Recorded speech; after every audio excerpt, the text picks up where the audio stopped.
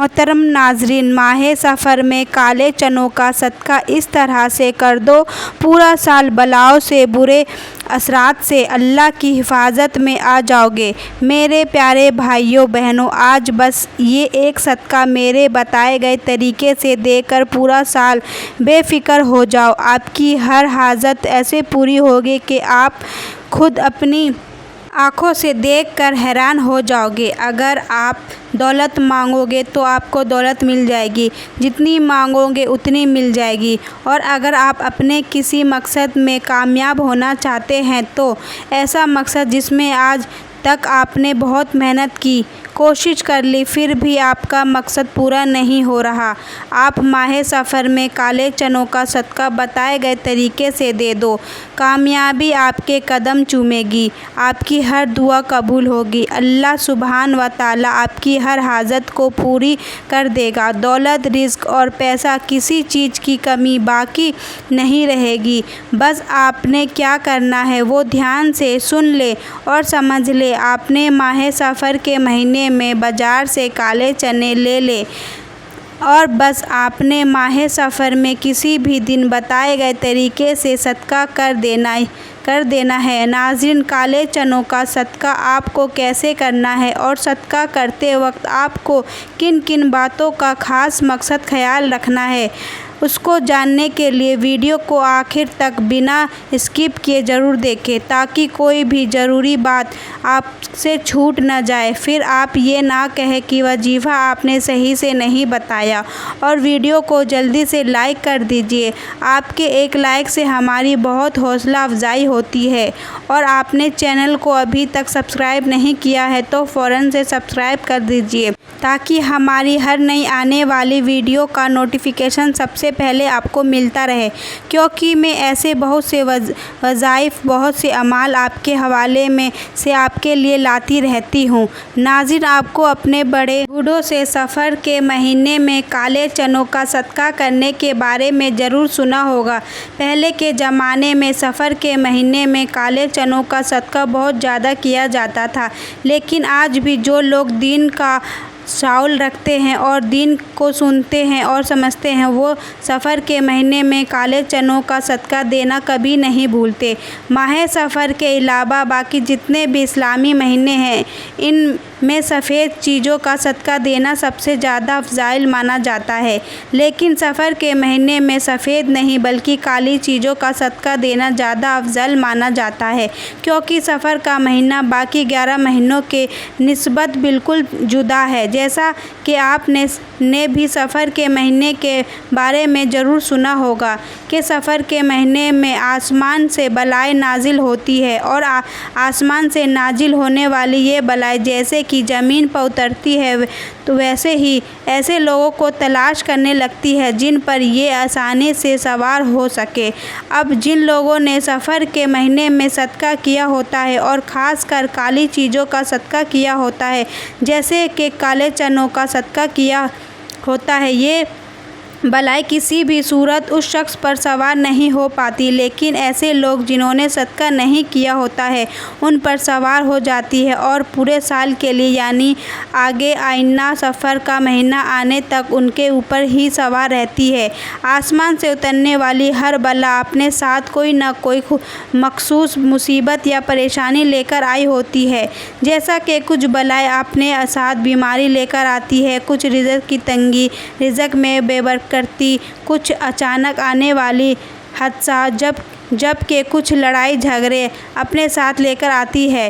اب اگر کسی کا شخص پر ایک ایسی بلا سوار ہو جائے جو اپنے ساتھ رزق کی تنگی لے کر آئی ہے تو وہ شخص سخت غربت اور رزق کی تنگی کا شکار ہو جائے گا۔ پھر وہ شخص جتنی مرضی کوشش کر لے، جو مرضی حکمت چلا لے، کبھی بھی وہ رزق اور دولت کے حوالے سے خوشحال نہیں ہو پائے گا۔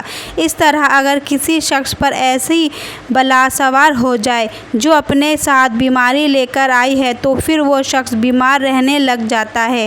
ڈاکٹر لاکھ کوشش کر لے، ڈاکٹروں ڈاکٹروں کو سمجھ نہیں آتی کہ اس شخص کو اصل مرض کیا ہے۔ لیکن میرے پیارے بہن بھائیوں، اگر آپ سفر کے مہینے میں کالے چنے کا صدقہ کر دیتے ہیں تو آسمان سے نازل ہونے والی تمام بلاؤں سے محفوظ ہو جاؤ گے۔ بلکہ سفر کے مہینے میں کالے چنوں کا صدقہ کرنے سے، جس طریقے سے ابھی اس ویڈیو میں آپ کو بتانے جا رہی ہوں، آپ کی ہر حاجت، ہر دعا، آپ کے دل میں جو بھی خواہش ہے انشاءاللہ تعالیٰ ایسے پوری ہوگی جیسے پوری ہونے کا حق بنتا ہے۔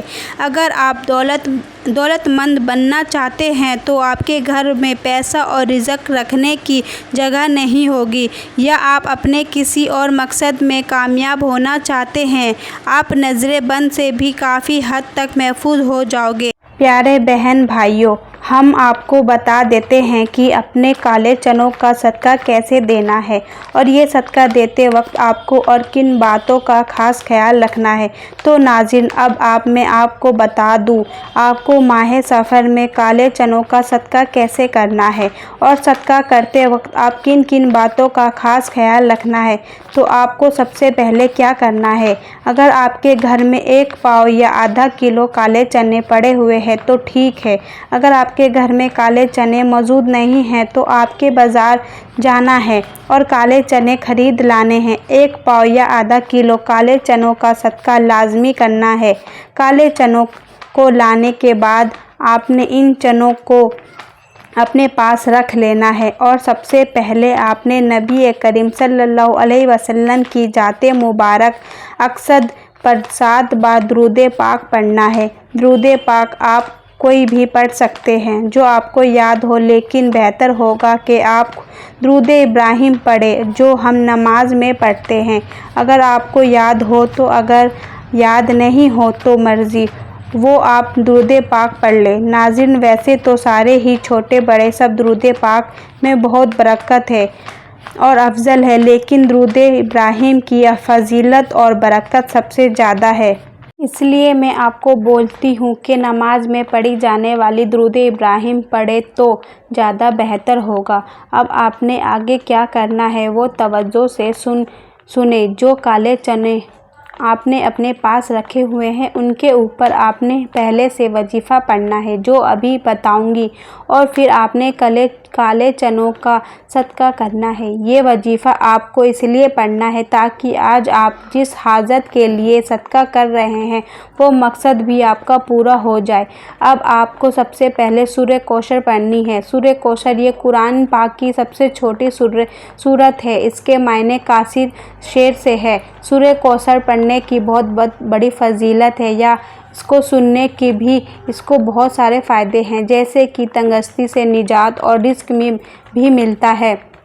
حضرت انس رضی اللہ عنہ کی روایت ہے کہ یہ جنت میں کوثر نام کی ایک نہر ہے جس میں ہمارے پیارے رسول اللہ صلی اللہ علیہ وسلم کے امتی پانی پئیں گے۔ جس شخص کا کوئی لڑکا نہ ہوتا ہو اس کو عرب کے لوگ کہا کرتے تھے، اور یہ گمان کرتے تھے کہ مرنے کے بعد اس کا کوئی نام اور نشان نہیں رہتا ہے اور اس کا کوئی نام لینے والا نہیں رہے گا۔ جب حضور صلی اللہ علیہ وسلم کے دونوں صاحبزادوں کا انتقال ہو گیا تو مکہ کے مشرکین میں خوشی کی لہر دوڑ گئی۔ تبھی یہ سورت نازل ہوئی۔ اسلام کے دشمن کہتے تھے کہ نبی پاک کا نام و نشان مٹ جائے گا، لیکن حقیقت یہ ہے کہ آپ کا نام اور نشان تا کائنات تک باقی رہے گا۔ بیٹوں کے باقی نہ رہنے سے اللہ کی یہ حکمت تھی کہ عام طور پر پیغمبر کے بعد ان کی اولاد اور پیغمبری سے نوازا جاتا تھا، جبکہ رسول اللہ صلی اللہ علیہ وسلم پر نبیوں کا سلسلہ ختم ہو چکا تھا۔ اگر بیٹے زندہ رہتے تو غلط فہمی ہو سکتی تھی، اور جن لوگوں کے دل میں افراط و تفریط تھی وہ اس قسم کا مسئلہ کھڑا کر سکتے تھے۔ اس لیے اللہ کی ہی طرح ہی بیٹوں میں سے کوئی اولاد باقی نہیں رہی، रखी गई। आज इस हकीकत को देखा जा सकता है कि रात दिन लोग हुजूर सल्लल्लाहु अलैहि वसल्लम पर दुरूद पाक भेजते रहते हैं और आपके पैगंबर होने के गवाही दे रहे हैं।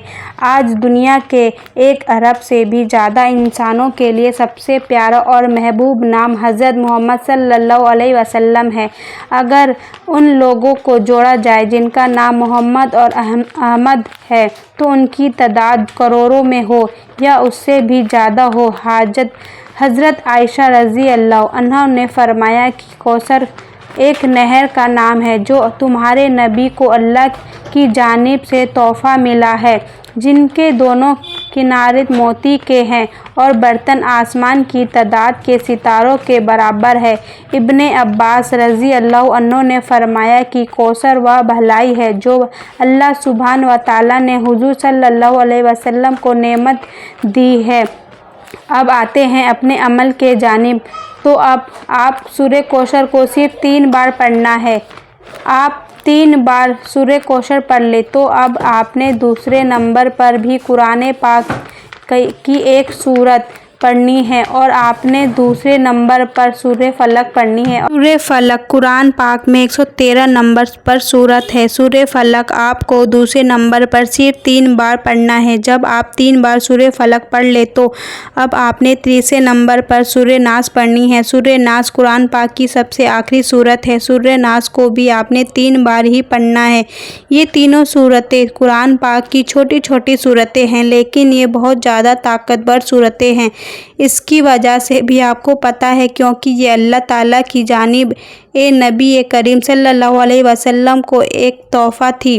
अल्लाह ताला ने सूरह कौसर में नबी करीम सल्लल्लाहु अलैहि वसल्लम को ये दिलासा दिया था कि जो लोग आपको अफ्तर कह रहे हैं, नाउज़ुबिल्लाह, वो असल में खुद अफ्तर है और आपका नाम रहती दुनिया तक हमेशा बाकी रहेगा। और यही चीज़ें सूरह कौसर को कुरान पाक की सबसे छोटी और सबसे ताकतवर तरीन सूरत बना देती है। इसी तरह अगर सूरह नास और सूरह फलक की बात करें तो ये दोनों भी छोटी छोटी सूरतें हैं, बेहतर ताकतवर और बहुत फजीलत वाली है। सूरह नास और सूरह फलक पढ़ने वाला शख्स जिन और इंसान दोनों के शर से और असद से महफूज हो जाता है। आसमानी बलाएं उस पर नाजिल होने का सोच भी नहीं सकती।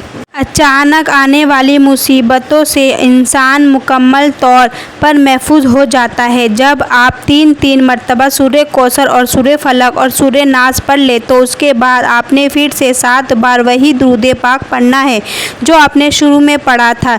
जब आप ये सारा अमल कर ले तो उसके बाद आपको क्या करना है, ये सबसे ख़ास बात है। अब आपको करना ये है कि जो आपने अपने सामने चने रखे हुए हैं उनको आपको सदका कर देना है। काले चनों को आपने सदका किस तरीके से करना है ये भी नोट फरमा ले। सबसे पहली ख़ास बात, काले चनों को भी आपने कच्चे सदका नहीं करना, बिना पकाए न किसी ने और ना ही आप को काले चनों का सदका करना है। आपने इन काले चनों को पका कर सदका करना है।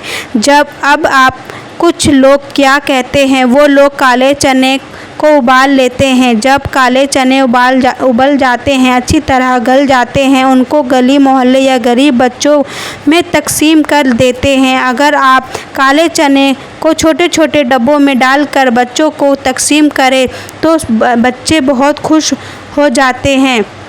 इस तरह आप उन काले चनों पर नमक वगैरह डालकर और डब्बे बनाकर भी बच्चों में तकसीम कर सकते हैं, या आप काले चने में उबाल कर तकसीम करते हैं तो वो भी सबसे खुशी ले लेते हैं। आप काले चनों का सालन पका कर गरीबों को रोटी के साथ खाना खिला दे। इन तरीक़ों में से आप कोई भी तरीके से कर सकते हैं। जैसे ही काले चने का सदका करके घर में दाखिल होंगे, आप खुद देखेंगे धीरे धीरे किस तरह आपके दिल पलटेंगे, रुके हुए अटके हुए काम फौरन पूरे होने लगेंगे। आपको अपनी आंखों पर यकीन नहीं आएगा, आपकी तमाम बंद रास्ते खुल जाएंगे, आपकी तमाम मुश्किलात इंशाअल्लाह ताला ऐसे दूर होने लगेगी, आपको समझना मुश्किल हो जाएगा कि ये मौज़ेज़ा आपके साथ कैसे हो गया। आप पूरा साल मुझे दुआएं देते नहीं थकेंगे।